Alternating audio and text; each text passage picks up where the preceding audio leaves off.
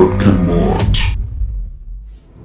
Hello, I'm Greg Rudke Mods, and welcome to episode 5 of season 4 of my PowerPC series. Today's episode, we will be building a Power Mac 9700 Power Express, aka the prototype that was never released to the public. It was based off of a 9600 from what I can tell from the prototype pictures. There's a few 9700 Power Expresses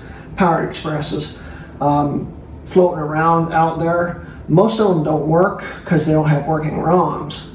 But I always wanted to build a Power Express, and I finally got a 9600, which we see right here, which is perfect for it because it's the proper board and all this stuff. Right now this is a Power Mac 9600 300, which has a 604E in it, running at 300 megahertz. And we will be upgrading it with the Accelerate Carrier ZIF card, which I'm filming this video in tandem with the Mac Oddware episode 2 episode. Yeah, this ZIF card with a Sonnet 500 ZIF card. So this will allow you to use any of these the cards that go in one of these, or in a blue and white, or a Yikes. Any of these will fit on this and then go into that, and it should in theory work. So we'll be upgrading this to a G4, so it's not exactly a Power Express, but we're going to make it look like a Power Express. And I can't fully upgrade this quite yet because I don't have enough RAM for it. RAM is very hard to find for this. In fact, I just bought a test module that may or may not work with it. I don't know until it comes in. But right now I think it has 64 megs of RAM on it. And these things can max out at 1.5 gigs. That is 12 EDO RAM modules, which is a lot, but it's also extremely expensive. EDO RAM is not cheap at all. And I could just go to 756 or whatever the official original max is. But I want to double that, and you can do that. So it may take a while for me to find 12 128 meg modules if that module that's coming in the mail doesn't work. But we're going to do the best we can with what we have right now, and then we'll do a video upgrading the RAM eventually. But I want to get this thing going. And what else are we going to do to it? Well, right now I already have a Sonnet IDE controller in here, which I put in here because I didn't want to lose it. I also have a Radeon 7000 in here that I put in here because I didn't want to lose it. We're going to be putting a DRWDL drive in here. This is actually similar to a G5 super drive, but it's in beige and it's a PC drive. It was made in February 2006. It's IDE. It will need the Sonnet IDE controller to work. We'll actually also be using this Power Mac G3 right here for parts. This Power Mac G3 right here was given to me by Michael Stanhope. Thank you, Mike. This I nicknamed Old Smoky because it's kind of yellow and rusty and smelly. And I think Mike said he bought it that way, so Mike didn't do it. But this system's fully functional. This is a third revision Power Mac G3 that we're going to be tearing down because the case is kind of, it could be retrobratted and restored, but the internals are really rusty. The board is going into my first revision Power Mac G3. We'll be doing a video on that. So this system will continue to live on, but in parts in different systems. And what we're going to be doing with this is first I want to pull the nameplate off and stick it on the 9600. Because even though I don't have to, it'd be kind of neat. It would make it look more like a Power Express. And I'll keep the original faceplate, don't worry about that. But I want this nameplate here on that.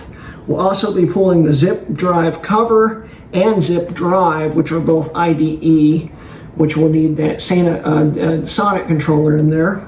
And we'll also be pulling this faceplate for this drive and keeping the original SCSI drive also. So it's going to have two optical drives, which will be pretty neat. But yeah, we'll also be installing the Tango 2.0 USB FireWire card. I don't know if this will work, but this is a Xserve G4 gigabit Ethernet card. It's only going to be able to use these teeth, so it won't get full bandwidth. It probably, if it works, will only run at 100 megs, but it's not a big deal as long as it's got better than the base 10 on here.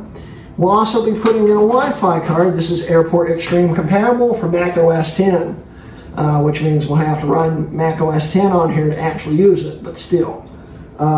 That's my end goal, and this is going to be a mini-series in the PowerPC series of building it up probably.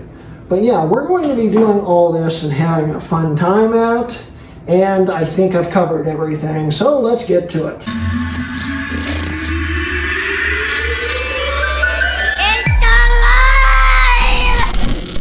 Okay, so before you ask, yes, I am filming in my dining room once again, but that's because of a whole different reason this time. I can't go next door now because we're finally rewiring the studio, and there's wires literally hanging out of the walls, and half the lights don't work now. So yeah, it's a giant mess right now. So it's why we're back on my dining room table once again. But hey, we can still film this stuff, so that's good at least. So what are we going to be putting in this that I haven't actually showed you real quick? First, we'll be doing this DVD-RW.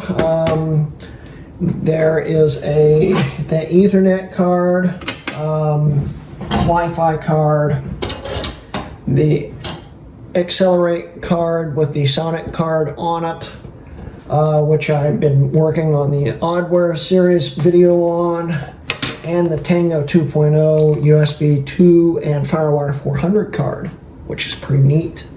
But right now we're going to be moving the Power Mac right here, the G3, and we're going to be taking off the parts that I need. So I'm going to be setting you guys up so you can see me do this. Alright, so let's start filming here. Take this side panel off.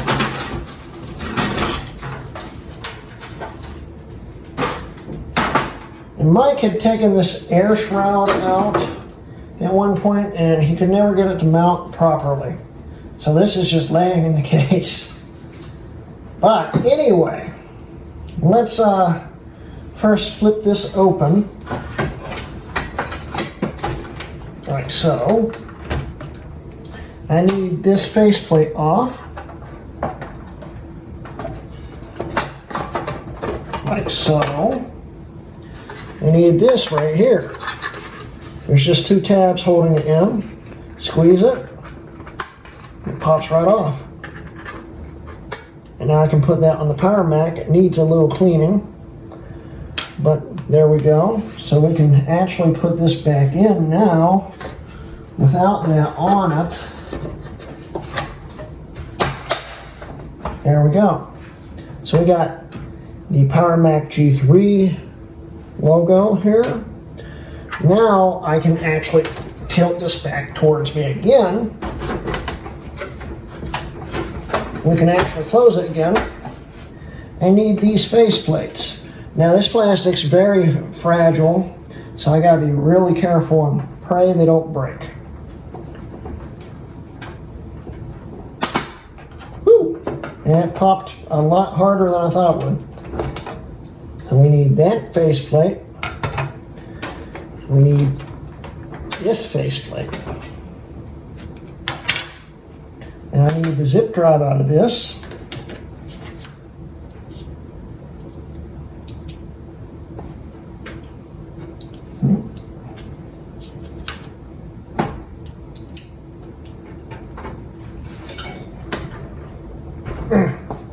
And the screws are frozen.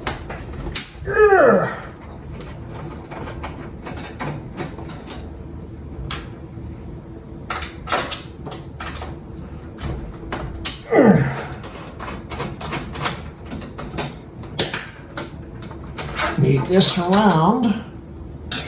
Need that surround.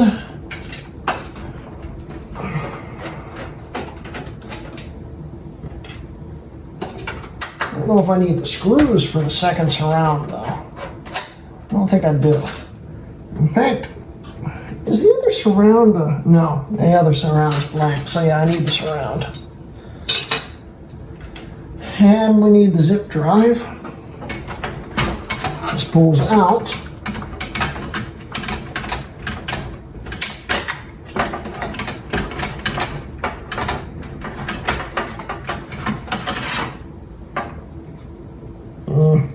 Few little bit pins there, but hey, zip 100 drive. And I want the hard drive out of here too, which if I want to put the hard drive in somewhere else, ooh, I don't know what to do, because I want to put the hard drive in one of these bays on there, and I don't think I have a hard drive mount kit, so we might have to get creative with zip ties. But we'll get it to work.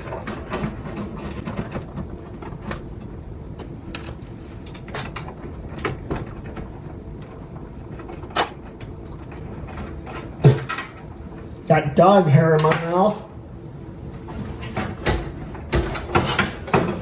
This is a Quantum 8 gig. Well, how long this will last? I will have to upgrade this hard drive eventually in that, but for now this will work. I don't know if I should leave the brackets or not. You know, I think these tray mounts actually have screws for hard drives, I think. So we can just take these out and then put the mount back in there.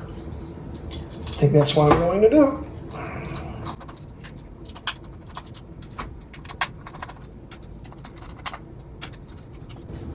How did they put it in here? There it goes. There's the hard drive. So now we can set this back in here.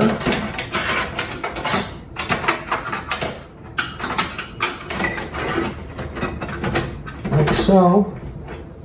Just put the screws back in. I can't remember. I think Mike said that this system had been in a flood with the previous owner.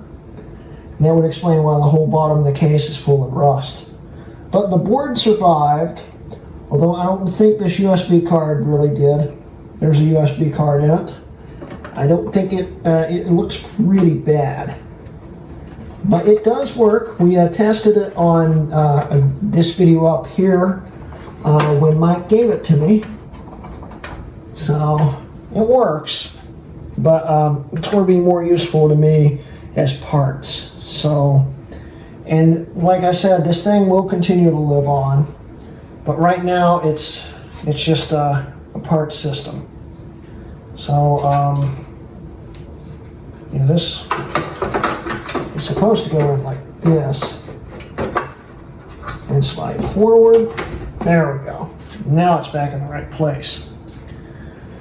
So, I think I have all the parts I need to put it in there.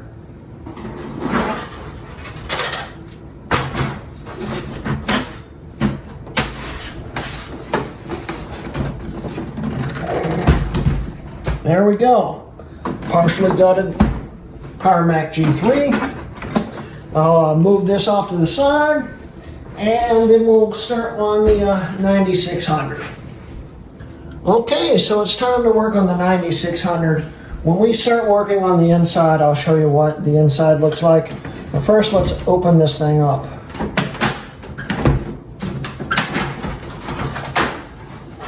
And I actually sent a lot of things in here just so I didn't lose them. IDE cables. There is a few things about this that we'll probably cover in a bit. But first, let's till it open.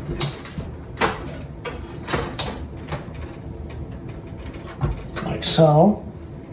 There's the 64 megs of EDO RAM, if you can see that.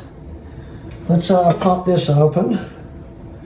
I actually put two of the slot blanks in here so I didn't lose them too. So.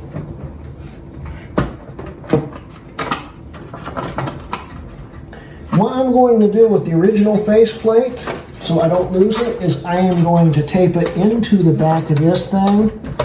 I think it will stay fine. So, I want to actually get this on camera of me swapping this out. There's the 9600 faceplate. Squeeze the tabs. It pops off like that. These are hard to find. And we'll set this onto here. It's not quite a color match because that has yellowed over time. It needs retro brighted, but hey, how about that? That's pretty neat. So I will tape this to the back, like right here, and it will be fine. So I'll be right back. Okay, so while we're in here, before we do all the drive stuff up there, I want to show you the PCI slots, and let's put those PCI slots in. We're not going to be upgrading the CPU quite yet because I have to try to get this thing to run with OS 9 first so we can make sure everything works right. Because I've got to at least get it set to boot into OS 9. It may actually let me boot it after that, so we might do that, but still. Let's do the cards first. Here is the Sonnet IDE controller. This system only came with SCSI, so you need an IDE controller. Here is the Radeon 7000. And the way they want you to do this, according to what I've read, is they want the most powerful cards that need the most bandwidth in the top slots. So they recommend drive card, and then video card, and then peripherals card. Well, there's two controller chips right here and here. This is the second controller, this is the first controller. I want my video card on the main controller, and the way it splits out things, these cards still may not work right, so I may still have to work with it. I'll have to take out the original video card I left in here, but currently I have the IDE card. I plan on putting the Ethernet card probably last, but I don't know if it's going to work. We'll see. And I also plan on putting the Wi-Fi card last, and the Tango 2.0 is going to be in the second slot instead of the third slot. I don't know if it's going to work. Honestly, the Tango might need to be on. We'll figure it out. But let's start playing around and see if we can figure out how we're going to do this. So let's see here. How many cards do I have? Wi-Fi card, Ethernet card, and the Tango card, which is still in box right here. So let's open this real quick. This thing has never been opened before, from what I thought anyway. Apparently it has been opened because its stickers already open. I guess this thing had been opened. It looked sealed when I bought it, but hey, here we go. This is the Tango 2.0, which will give me FireWire and USB, so that's going to be neat. So it's going to probably need external power. We'll do that. But let's get the game plan here. How are we going to do this? Let's see here. The original video card is coming out and being putting away for now. So let's get that out really quick.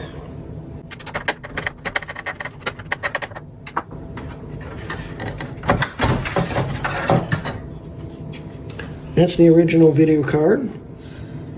8 megs of video RAM. Twin turbo 128. It's an okay card for this system, I guess, as long as you keep it in classic. But we're going to be running OS 10, so we're going to be using a Radeon 7000. And I could put a 9200 in it, but I'm not really planning on gaming with this, but it's going to be a fine OS 10 card, so yeah. Let's see here. How do I want to do this? I want the Tango card guess it should be last. Put the that card in. I don't know if this card's going to work, but we're going to see, because it is a 64-bit card, but most 64-bit cards are 32-bit backwards compatible, so it might work. We'll see. If it doesn't, I'll find some other random card to plug into it. I have one that might work, but it will need a special driver, so let's do the Tango in the third slot, and we'll do the Wi-Fi in the last slot. We'll leave the slot open below the 7,000 and see if that works. We'll find out. But yeah, let's get these slots blanks out. And this was the last Power Mac to have 6 slots. In fact, I think this was the last Mac to have 6 slots in general. This is the reason why I wanted one so badly, just to expand the heck out of it and still have legacy I/O on it for older Macs, because I am planning on going into 68K collecting now that I have most important PowerPC machines. So let's see here. We'll do this card. Please fit. It looks like it's going to fit. Nope. It lines up slot. Yep. Everything here.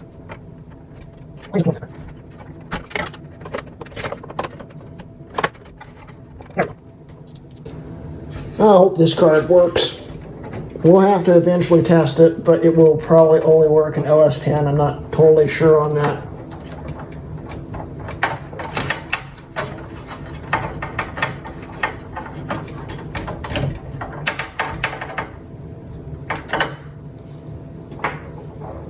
Then we put in the Tango.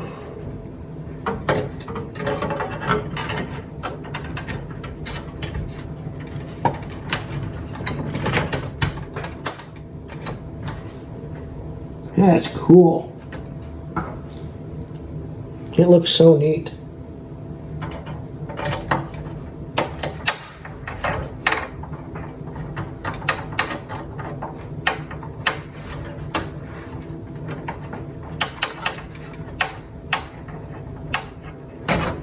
Okay, we got that in. So we got those cards installed. The last card we want to install here, the bracket for some reason has been cut, so it will go in, but it's going to sit funny in it, I think. But let's stick it in anyway. I don't know why they cut the bracket before they sold it to me. It leaves a weird gap in the back plate, but oh well. We still have a slot left open that I'm considering putting a SATA card in for. And I don't know if this Wi-Fi, or if something won't work right, we may have to swap some stuff around. But yeah. Turn that around. Now we have Wi-Fi. So, we have the cards installed. I am going to now run the power for the card down here, and the IDE ribbon cables through the case, and then we'll start working with the stuff above. I'll be right back. Okay, so luckily there is enough room and a slot right here for you to run everything, which comes in handy. There's also enough Molex connectors, and since this thing I think originally had a SCSI to SD adapter, I already had the adapter I needed for the power for the Tango, so we're good with that. It's not the nicest, neatest job, but it will get the job done. And now we have IDE, and it's sort of native, so we're good there. I will now start trying to mount these drives, so let's get to that.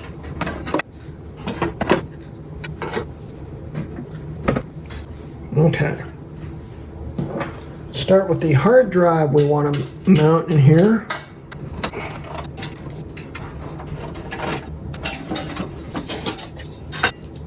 Here. Will this just mount? It does have hard drive mounts for sure on it. Neat. So we can mount a hard drive in here. I'll mount this really quick. Okay, so we have the hard drive mounted. It should just slide right back in, like so. And then I can just screw it back in with the metal shield. Like so. Now we have a hard drive in there. And I just realized something. I can't put the DVD drive in with the hard drive sitting there and have a zip drive. Well, that's a problem. We might have to find a different place to mount the hard drive. Okay, I have another idea for the hard drive. I will probably mount it in the bottom of the case. And it's going to probably be a temporary mount, but that will work, I'm sure. So, yeah, we're still going to be able to fit those drives in there. That's a bit of a drawback, but it happens. Okay, so yeah, I had to get a little creative. There's a plastic plate on the bottom that has screw holes in it that I don't know what it's for, but it mounts straight to the bottom with 2 screws and some clips. And it's perfect for holding a hard drive in there. It's held in with 2 screws on the side. There's only 2 places I can get them in. I don't think it's going to go anywhere. It's plugged in. I have a Y splitter now for the Molex, so it all reaches and is plugged in, and it works. From what I can tell, it's going to be working fine. I fed the extra slack of the IDE cable up through the hole and then back down. And it's not the world's best looking job, but it works. So let's get on to getting this stuff in.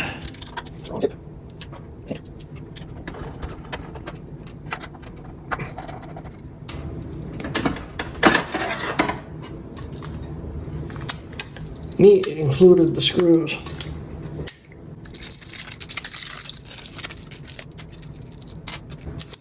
Not many 9600s out there with 2 optical drives, and not many Power Expresses out there with 2 optical drives either. So it should be neat if the faceplate fits, because I compared the faceplate online to some that to what the original drive was. I don't know if it's going to actually work because these are proprietary button holes, but if we're lucky it will work. I might have to modify the faceplate on this a little bit though, but yeah, it does hit the button, so it might be all right. So let's get this plate on, which goes in these holes here.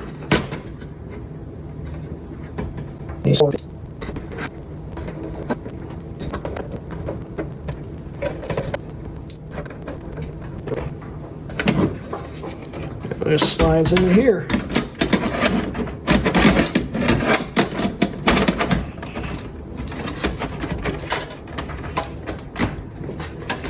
Sliding into the wrong slot.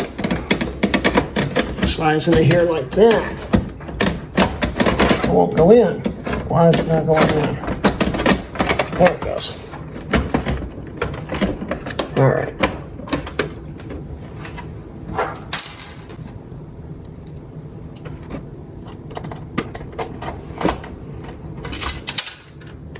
And it fell right into the faceplate. You've got to be kidding me. I'm actually glad it fell into the faceplate because I forgot to put the covers and stuff back on it first. Oops. We need this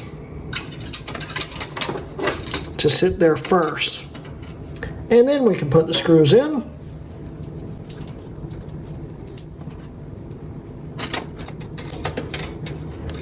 It's neat that they were still making beige dual-layer drives in 2006. Considering beige was basically dead by then. I don't think that screw went in. I have to adjust it some. That one went in. This one must be the wrong size. Or cross-threaded, one of the two.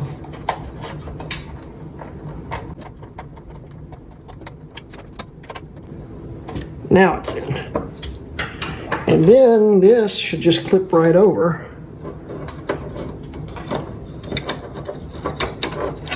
Like so. And it doesn't. Great. We'll play with this for a second. I don't know if I can get it on video or not. Come on, go on.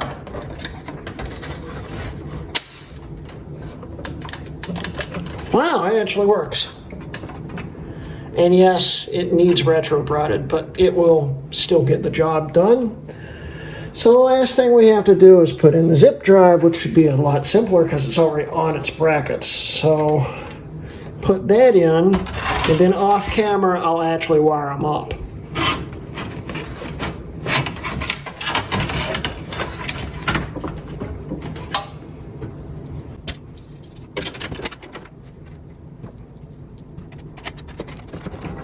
It's convenient. The G3 mini tower uses the same hardware.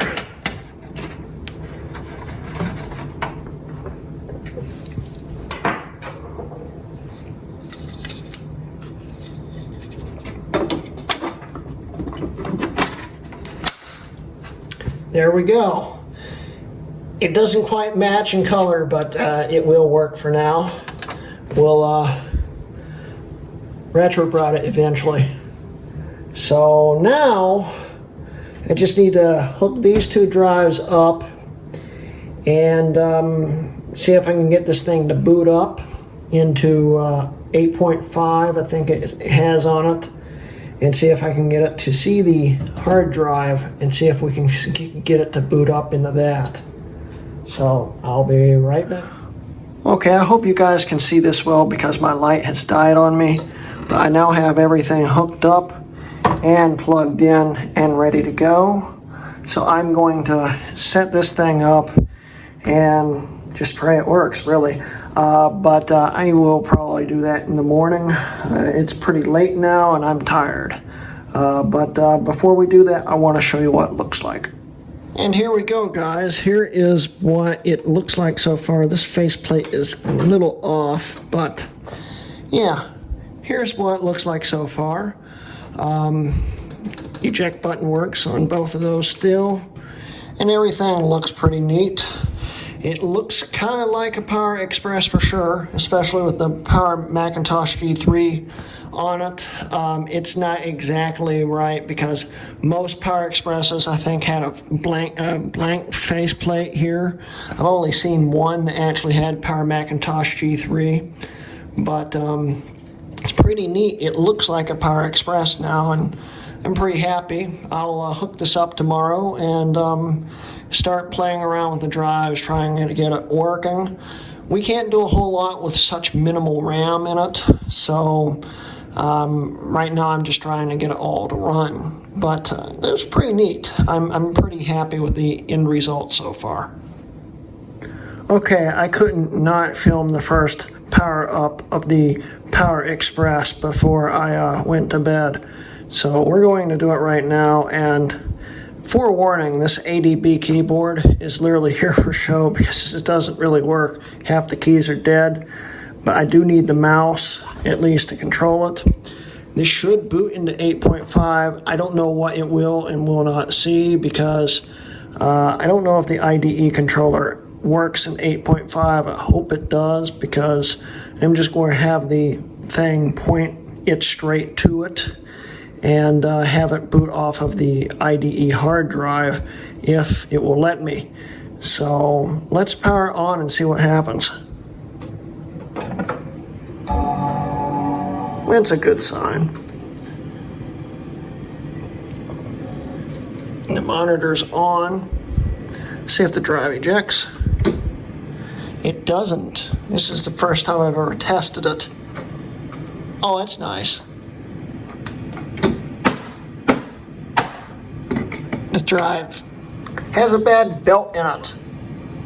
Great.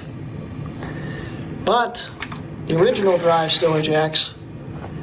I'll have to take this drive apart because there's nothing blocking it. It's just not ejecting.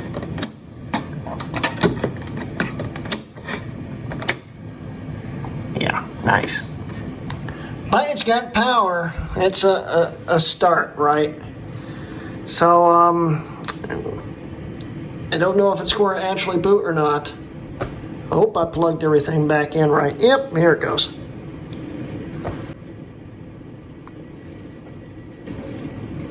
Looks really good in 1080p. That Radeon 7000's an amazing card for older classic. It's amazing that it even works. It doesn't work totally, but it at least does it in 1080p, which is pretty neat. And I actually have this plugged into this monitor through HDMI with a DVI adapter, so that's even neater. All right, let's see what it sees.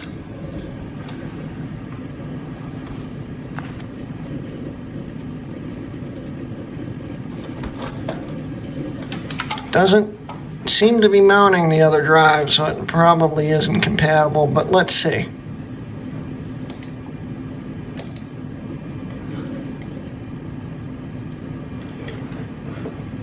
But yeah, as you can see here, we have 64 megs of RAM.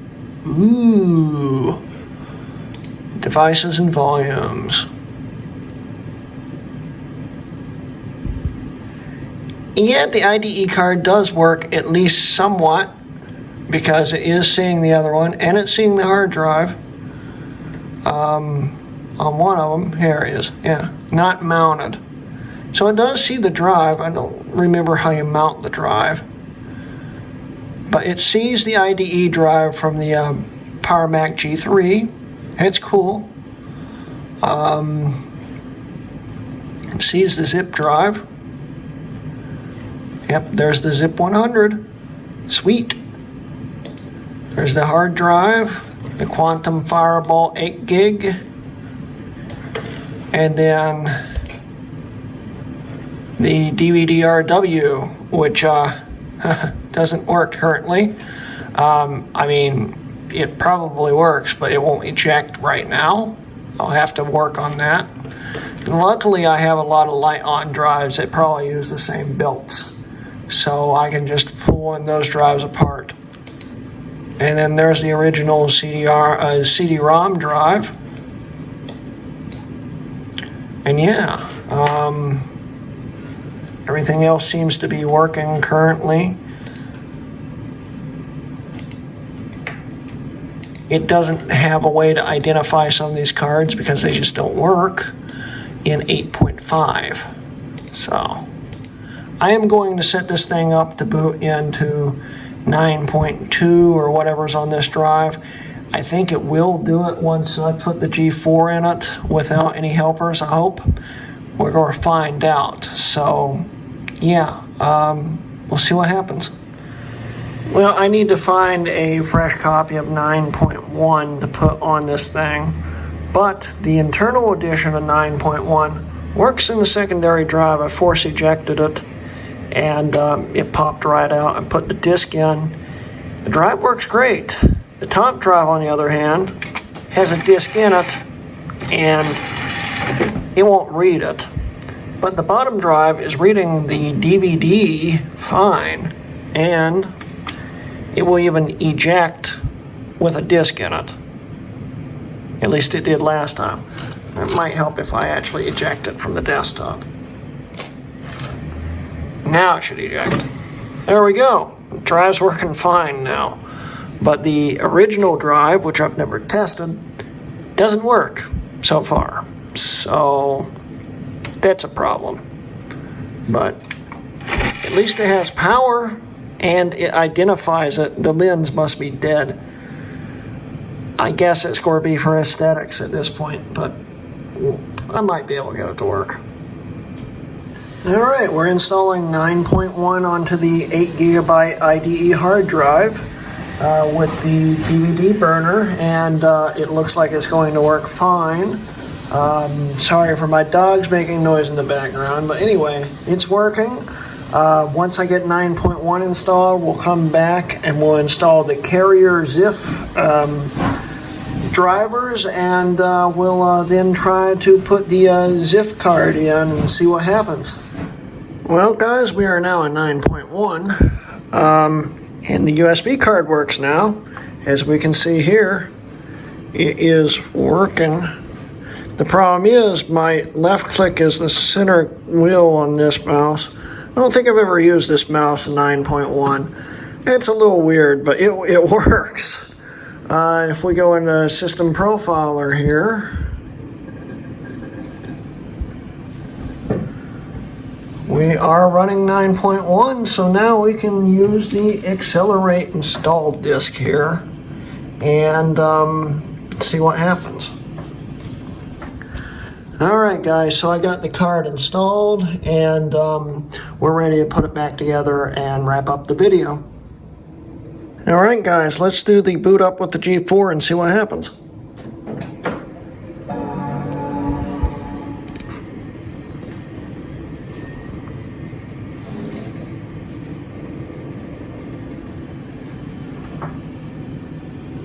This monitor doesn't like to auto switch, so we may have to play with the power. I figured that one out the hard way earlier. There we go.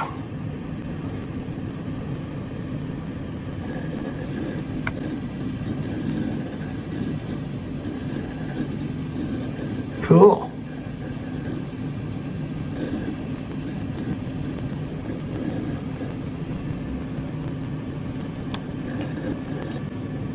Apple System Profiler.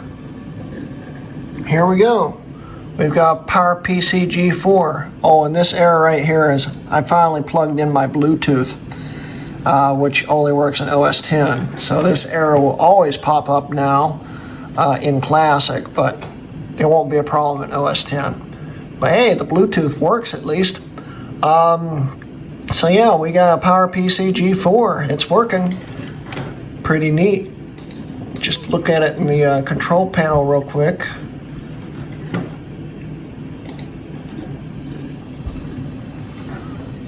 And it says we're running at 450 megahertz. I think it's supposed to be running at 500, but I'm not going to complain about it right now. I think the chip itself is a 450, but it's actually factory overclocked by Sonnet. To 500. It's what it shows up on my blue and white, but hey, it works.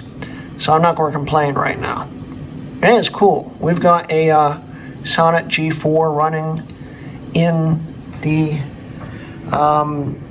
Power Express 9700 Tribute machine.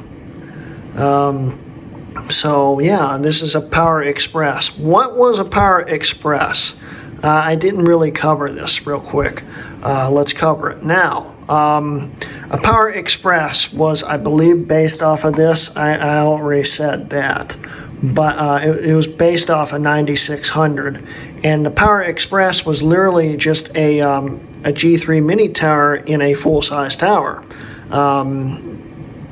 But I think the board was actually a 9600, so it was still slower, but it was just a prototype at the time. It was probably going to be an extended mini tower board. But Jobs axed it because he never liked expansion. So only a few of them existed, and only a handful got out into the wild to Mac collectors. I'll probably never have one, so I made one. And this is better than a Power Express because it's got a G4 in it, and it will be able to use Ultivec, and I'll be able to get this even to boot up into Leopard eventually, which will be awesome, and I'm really looking forward to doing that. But right now, that's the end of today's video. We got a Power Express right here. And it is indeed powered by Sonnet. It's got a lot of Sonnet in it. The IDE, the Tango, and the G4 that's in it are all Sonnet cards. But it's still also running off an Accelerate adapter. So it's powered by Sonnet, the G4 part, but the cards and Accelerate. It's really weird, but hey, we got a Power Express. And once I finally figure out the RAM situation, we will upgrade this thing more to the 9s and really experiment with OS 10 and stuff. I'm looking forward to doing that. So, yeah, I'm happy. I hope you guys enjoyed today's video. Don't forget, I do now have a Patreon. If you'd like to support me, there'll be a link at the end of the video and also in the description below. If you want to see these videos a day early, come join me over there and help support me. Helps me buy things like this and to do custom crazy things with. But you don't have to support me over at Patreon if you don't want to. As long as you're watching my videos, it still helps me out. But if you want to go the extra mile, I'd greatly appreciate it. And yeah. That's the end of today's video, guys, and thank you for watching. This has been a Rutke Mods video.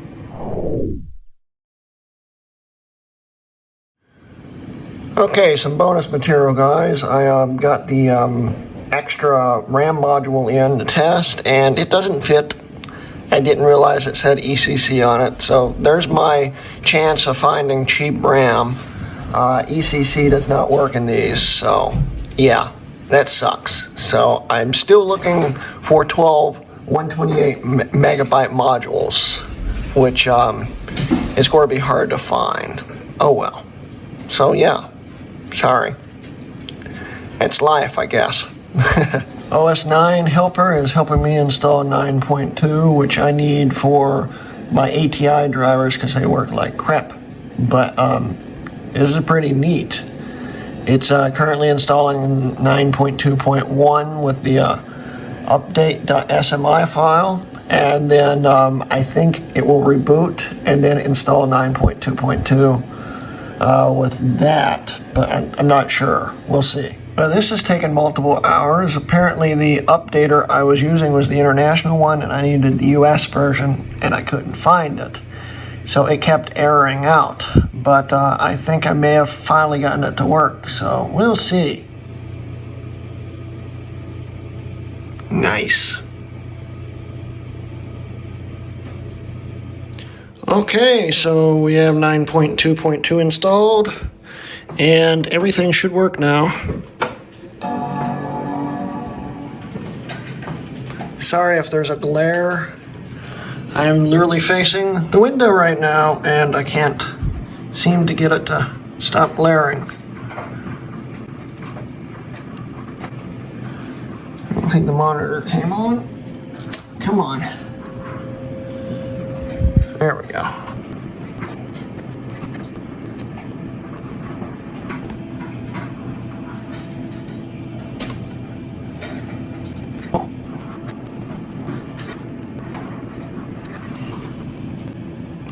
Glare is getting on my last nerve. 1 sec. Okay, that's a little better there. Let's see here. Cancel. About this computer. We are running 9.2.2. And I am running 9.2.2 because I need the drivers for the graphics card. Otherwise, the acceleration's a little wonky on this thing. But here we go. We're running 9.2.2. And I haven't actually looked at the menu on here. That doesn't help me. Displays. It's giving me some kind of error, I guess. It should work. I might have to reinstall it. Displays. It's not doing anything. Anyway, guys, we have 9.2.2 on here, and it's working perfectly. I'm very happy with it. I thought you guys might like this little update. I'm sure this has been extended a lot at the end of the video, but hey, this was neat, and I got it working. As we can see, once again, in Profiler, it works. I'm happy. Anyway, guys, hope you enjoyed it. Bye.